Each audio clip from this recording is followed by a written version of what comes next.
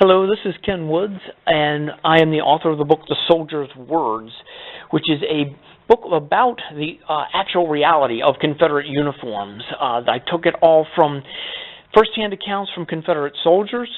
I've gone through, about 6,000 letters, diaries, memoirs, to get what the soldiers said about what they were wearing.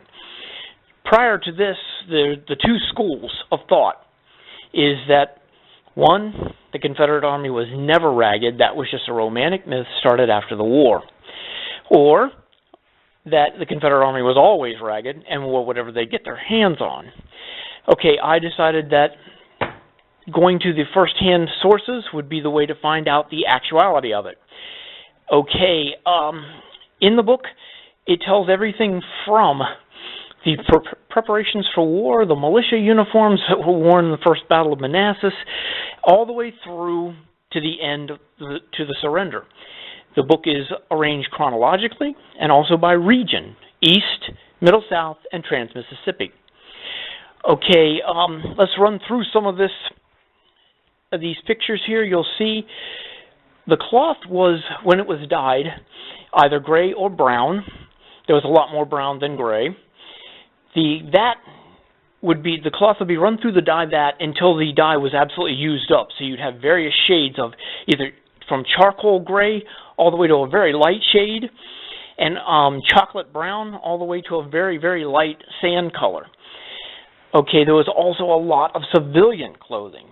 They did clothing drives in the Confederacy and issued those clothing without dyeing them or anything, just to get the soldiers something to wear. Now, there was a lot of Yankee clothing because the first 3 years of the war, up until Gettysburg, the Confederates were winning, and they were capturing vast amounts of Union clothing. Now, every Union uniform was issued directly to the troops. So blue pants are almost a uniform of a Confederate soldier. The jackets were taken and re-dyed, usually using walnut hulls, which makes this really nauseous dark brown black color.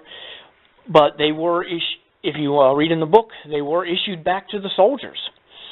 Now, shoes were always a problem, and this wrapping the green cowhide and tying it around your foot was used very early in the war. In fact, the winter of 1862 they were used. Now, there was also wooden-soled shoes with either leather or cloth uppers, but shoes were always a problem in the Confederate Army, and most of the shoes that you would find on a Confederate soldier were captured Union shoes. Now, overcoats, there was very few overcoats made by the government, either state or central government.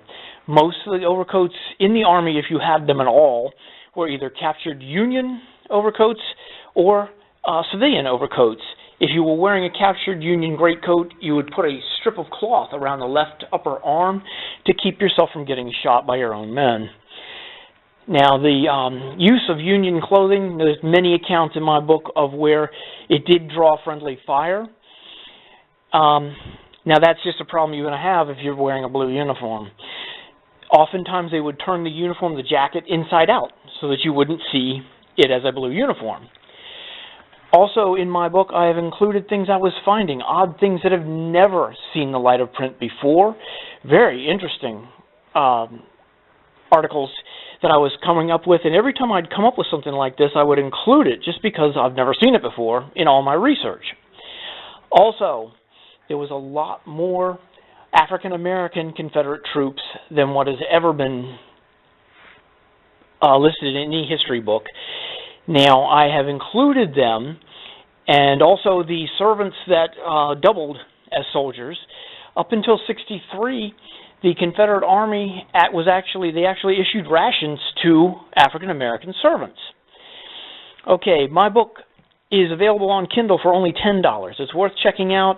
If you get it in book form, it's a very impressive book, and you will learn a lot about not only Confederate uniforms, but just oddball things, and some, of course, gross medical things, but oddball things that you'd never heard of before. And even a history professor is going to learn something new probably every other page.